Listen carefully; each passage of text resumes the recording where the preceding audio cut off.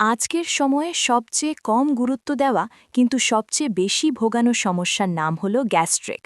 শহর গ্রাম ধনী গরিব যুবক বৃদ্ধ প্রায় সবাই কোনো না কোনো সময়ে গ্যাস্ট্রিক, পেট ফাঁপা, বুক জ্বালা, বদহজম বা কোষ্ঠকাঠিন্যে ভুগছেন।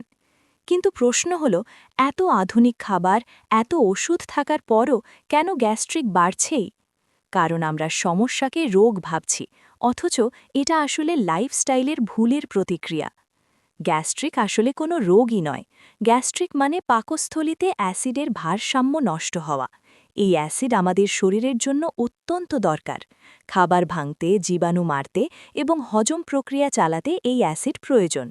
কিন্তু যখন সময়মতো খাবার না আসে, খাবারের মান খারাপ হয় বা মানসিক চাপ বেড়ে যায়, তখন এই অ্যাসিডই আমাদের শত্রু হয়ে দাঁড়ায়। চলুন জানি গ্যাস্ট্রিক হওয়ার প্রধান কারণগুলো কি কি। প্রথমত, না খেয়ে থাকা। এটা সবচেয়ে বড় ভুল। অনেকে মনে করেন কম খেলে গ্যাস্ট্রিক কমবে, কিন্তু বাস্তবে হয় উল্টো। পাকস্থলী নির্দিষ্ট সময় পর পর অ্যাসিড তৈরি করে। খাবার না থাকলে সেই অ্যাসিড পাকস্থলীর দেওয়াল পুড়াতে শুরু করে। ফলে বুক জ্বালা, বমি ভাব, মাথা ঘোরা এবং দুর্বলতা দেখা দেয়। তাই না খেয়ে থাকাও গ্যাস্ট্রিকের বড় কারণ। দ্বিতীয়ত, অতিরিক্ত ভাত, রুটি ও চিনি। আমাদের খাদ্যতালিকায় সবচেয়ে বেশি থাকে ভাত, রুটি, চিনি, মিষ্টি এবং সফট ড্রিঙ্ক। এগুলো দ্রুত হজম হয় না, গাজন তৈরি করে। ফলে গ্যাস, পেট ফাঁপা এবং বদহজম হয়। তৃতীয়ত, তাড়াহুড়ো করে খাওয়া। খাবার মুখে দিয়ে আমরা গিলেই ফেলি। চিবানোর কাজটা দাঁতের, কিন্তু আমরা সেটা পাকস্থলীর ওপর চাপিয়ে দিচ্ছি। ভালো করে না চিবালে পাকস্থলী অতিরিক্ত অ্যাসিড তৈরি করে। সেখান থেকেই গ্যাস্ট্রিক শুরু। চতুর্থত, মানসিক চাপ ও দুশ্চিন্তা। পেট আর ব্রেন একে অপরের সাথে সরাসরি যুক্ত। ভয়, রাগ, হতাশা, অতিরিক্ত চিন্তা হলে প্রথম আঘাতটা যায় পেটে। এ কারণেই পরীক্ষা, ইন্টারভিউ বা টেনশনের সময় গ্যাস্ট্রিক বেড়ে যায়। অনেকে গ্যাস্ট্রিক আর বদহজম দুটোকে একই মনে করেন, কিন্তু পার্থক্য আছে। গ্যাস্ট্রিক মানে অ্যাসিডের সমস্যা, আর বদহজম মানে খাবার ভাঙতে না পারা। দুটো একসাথে থাকলেই সমস্যা দীর্ঘস্থায়ী হয়। একটা সাধারণ প্রশ্ন হল, শাকসবজি খেয়েও কেন গ্যাস হয়?